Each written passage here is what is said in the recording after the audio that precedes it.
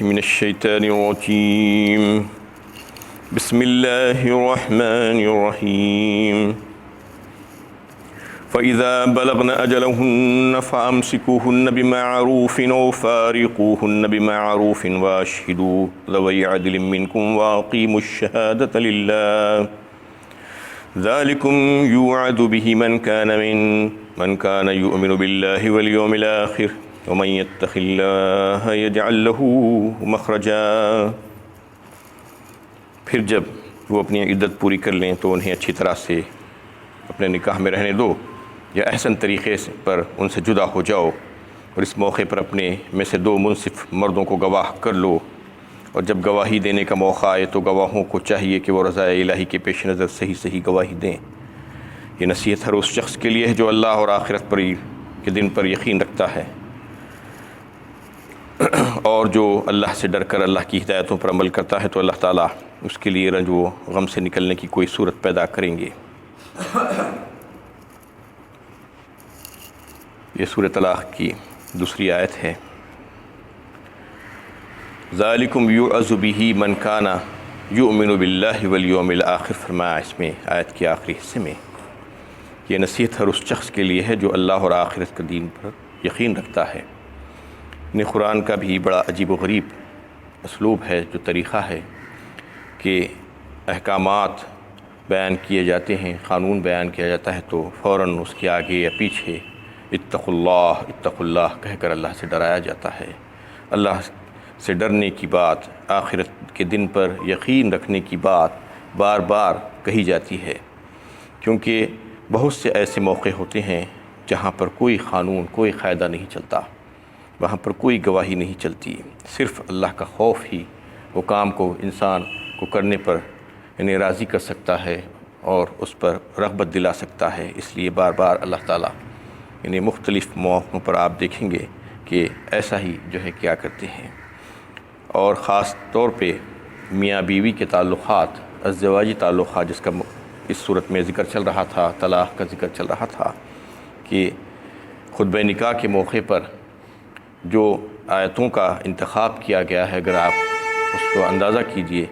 تو ہر آیت میں اللہ کا خوف دلایا گیا ہے، اتقوا اللہ کہہ کر،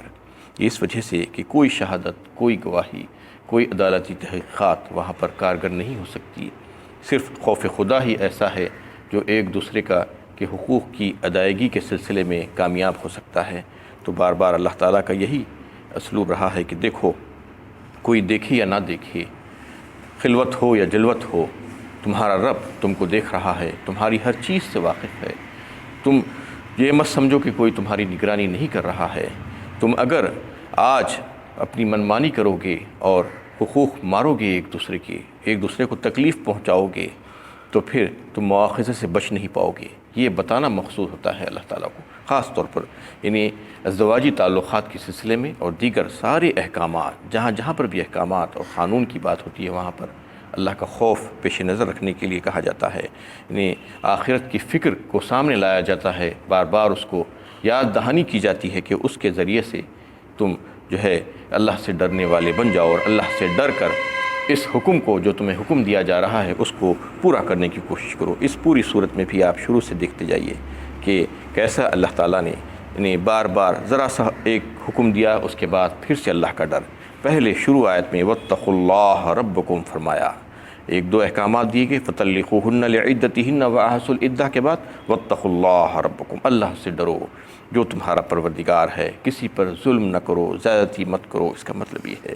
اور پھر اس کے فوراً بعد 1-2 احکامات آئے، اس کے بعد پھر فرما دیا گیا وَتِلْكَ حُدُودُ اللَّهِ وَمَن يَتَعَدَّ حُدُودَ اللَّهِ فَقَدْ ظَلَمَ نَفْسَهُ، اللہ کی یہ حدود ہے، اللہ کے قائم کردہ حدود ہے، اس سے تجاوز کرنے کی کوشش مت کرو۔ یعنی بار بار جھنجھوڑا جاتا ہے، بار بار بتایا جاتا ہے کہ دیکھو تمہارا اللہ تمہاری نگرانی کر رہا ہے، تمہارا رب، تمہارا پروردگار، تمہارا خالق، تمہارا مالک، تمہارا پالنہار، تمہاری پرورش کرنے والا، تمہاری ہر ضرورت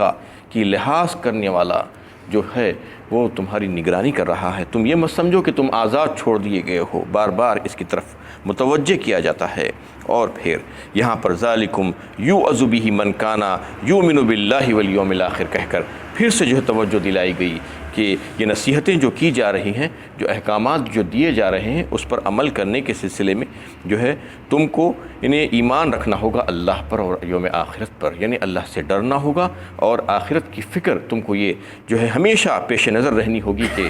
آخرت آنے والی ہے اور اس وقت میرا حساب ہونے والا ہے اور ایک ایک لمحے کا حساب میرا ہوگا، میرا رب مجھ سے سوال کرے گا کہ میں کیا کر کے آیا ہوں دنیا میں۔ یہ بات اگر کسی کے ذہن نشین ہو جائے تو پھر یقیناً وہ اچھے سے اچھا، بہتر سے بہتر ہوتا جائے گا، اس کی دنیا اور دنیا کے اعمال جو ہیں اس کی خرابیاں خود بخود دور ہوتی جائیں گی، اسے کوئی کہنے کی ضرورت نہیں پڑے گی۔ یہ اللہ تعالیٰ اس وجہ سے اس کو بار بار اس کی طرف متوجہ کرتے ہیں۔ اور پھر اس کے فوراً بعد تقویٰ اور اس کی برکات، اس کے ثمرات کی جو ہے تعلق سے بات ہو رہی ہے کہ اللہ سے ڈرنے والوں کے لیے اللہ تعالیٰ کیا کیا فائدے رکھے ہیں اس دنیا میں اور آخرت میں۔ وَمَن يَتَّقِ اللَّهَ يَجْعَل لَّهُ مَخْرَجًا، جو اللہ سے ڈر کر اللہ کی ہدایتوں پر عمل کرتا ہے تو اللہ تعالیٰ اس کے لیے رنج و غم سے نکلنے کی کوئی صورت پیدا فرما دیتے ہیں۔ تقویٰ کسے کہتے ہیں؟ اصل میں تقویٰ کہتے ہیں بچ جانے کو، اور شرعی اصطلاح میں تقویٰ کہتے ہیں گناہوں سے بچ جانے کو۔ اور جب وہ تقویٰ کو اللہ کی طرف منسوب کر دیا جاتا ہے، یتق اللہ کہہ دیا گیا، تو اس کا مطلب یہ ہے کہ اللہ سے ڈر جانا، اللہ سے ڈر کر رک جانا۔ کن چیزوں سے رک جانا؟ گناہ کے کاموں سے رک جانا، اللہ کی نافرمانی سے رک جانا، معصیت سے رک جانا۔ یہ جو ہے اللہ کی طرف جب منسوب کر دیا جاتا ہے تقویٰ کو تو پھر یہ تمام کام اس میں آ جاتے ہیں۔ لیکن کوئی اگر یہ کہتا ہے کہ میں ڈرتا بھی ہوں اللہ سے، انی اخاف اللہ رب العالمین، یہ شیطان کا قول تھا۔ اللہ تعالیٰ نے سورہ انفال 10ویں پارے میں اس کا تذکرہ فرمایا، سورہ حشر 28ویں پارے میں بھی یہ تفصیل سے آپ سن چکے ہیں کہ کوئی کہتا ہے ڈرتا ہوں میں اللہ سے، لیکن ڈرنے کے بعد کیا کرنا چاہیے اس کو؟ اس کی نافرمانی سے بچنا چاہیے۔ ڈر بھی رہا ہے، نافرمانی سے بچ بھی نہیں رہا ہے، من مانی کر رہا ہے، تو یہ ابن آدم نہیں ہو سکتا۔ ابن آدم تو یہ ہے جو ڈرتا ہے، کہتا ہے کہ میں ڈرتا ہوں، تو پھر واقعی میں ڈرنا چاہیے، نافرمانی سے بچنا چاہیے، جن جن کاموں سے اللہ تعالیٰ نے منع کیا ہے اس سے رک جانا چاہیے۔ اگر نہیں رک رہا ہے تو یہ سمجھنا کہ یہ شیطان کی گروہ کا آدمی ہے، کہتا بھی ہے لیکن کرتا نہیں ہے، نافرمانی سے بچتا نہیں ہے۔ تو اس میں اللہ تعالیٰ یہ بتا رہے ہیں جو واقعی میں ڈرتا ہے اللہ تعالیٰ سے، جو ڈر کر زندگی گزارتا ہے، تو پھر اللہ تعالیٰ اس کے لیے کیا انعامات رکھی ہیں۔ یجعل لہ مخرجا فرمایا، اس کی نجات کے لیے، اس کی مشکلات اور پریشانیوں اور مصیبتوں سے نجات کا جو اللہ تعالیٰ یعنی بہترین راستہ بنا دیتے ہیں۔ یجعل لہ مخرجا، راستہ آسان کر دیتے ہیں اس کے۔ وَيَرْزُقْهُ مِنْ حَيْثُ لَا يَحْتَسِبُ، اس کے بعد فرماتے ہیں اس کو ایسے ذرائع سے رزق دیں گے جس کا سے وہم گمان بھی نہ ہوگا۔ یعنی دو برکات تقوی کے اللہ تعالیٰ اس میں بیان فرمائے ہیں۔ ایک تو وہ ہے کہ اللہ تعالیٰ اس کے تمام دنیا اور آخرت کی پریشانیاں، مشکلیں اور مصیبتوں سے نجات کے لیے راستہ آسان فرما دیں گے، اور دوسرا یہ کہ اس کو ایسے جگہوں سے رزق مہیا فرمائیں گے جس کا اس کو وہم و گمان بھی نہیں ہوگا۔ یعنی دو باتیں اللہ تعالیٰ اس میں فرما دیے ہیں۔ تو دوسری بات یہ ہے کہ رزق کا جو لفظ یہاں پر آیا ہے، یہ رزق کا مطلب صرف کھانا پینا نہیں ہے، جیسا کہ اس سے پہلے بھی آپ کے سامنے یہ بات آ چکی ہے۔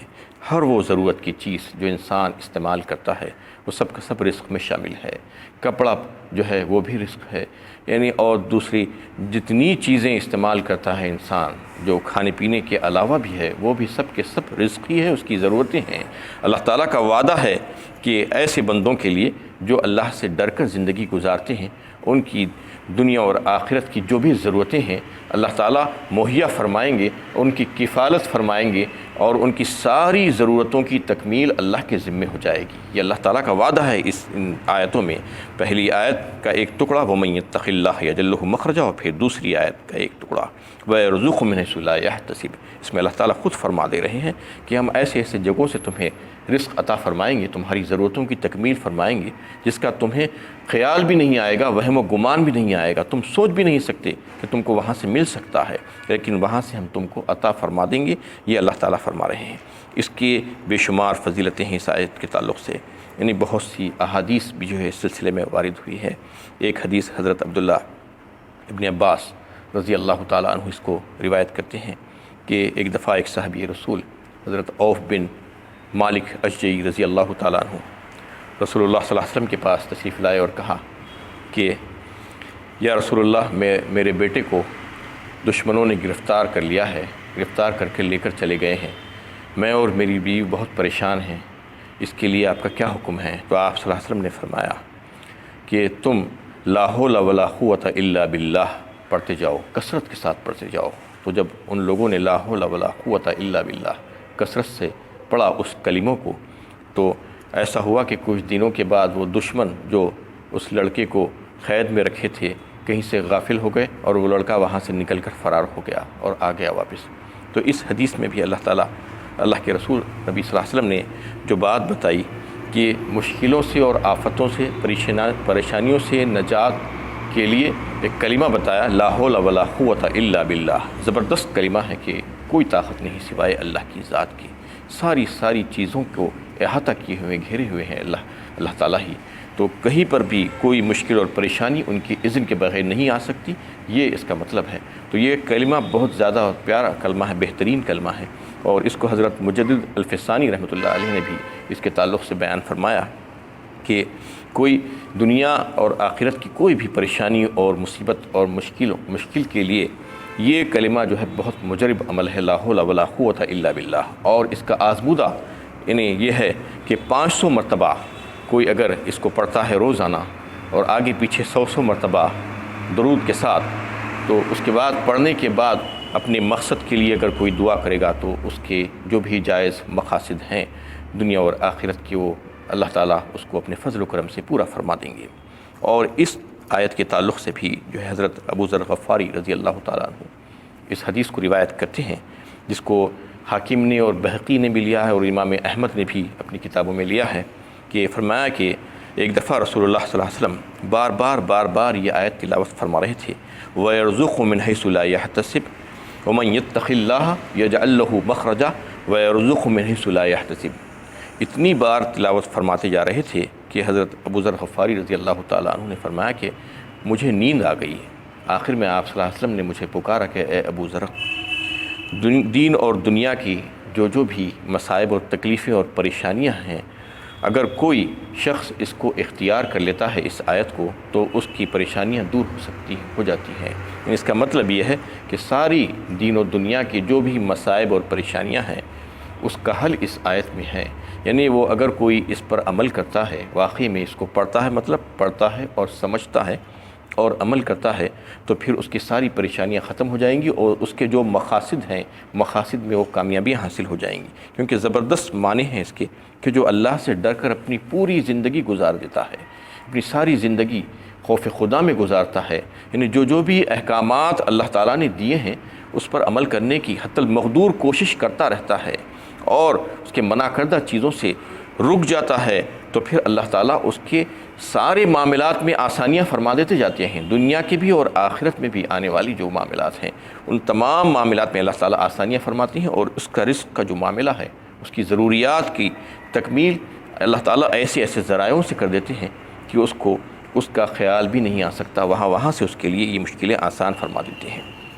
وَمَن يَتَوَكَّلْ عَلَى اللَّهِ فَهُوَ حَسْبُهُ، فرمایا اور جو اللہ پر بھروسہ رکھتا ہے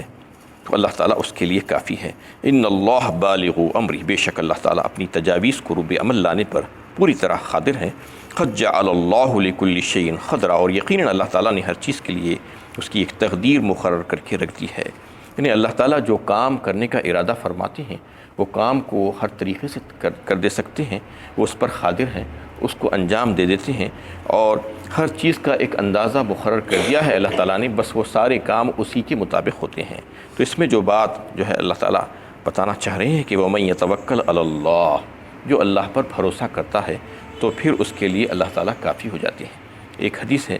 جس کو حضرت عمر بن خطاب رضی اللہ تعالیٰ عنہ نے روایت کیا ہے، یہ ترمذی شریف میں بھی ہے اور ابن ماجہ میں بھی ہے، کہ فرمایا رسول اللہ صلی اللہ علیہ وسلم نے کہ کوئی اگر اللہ پر بھروسہ کرتا ہے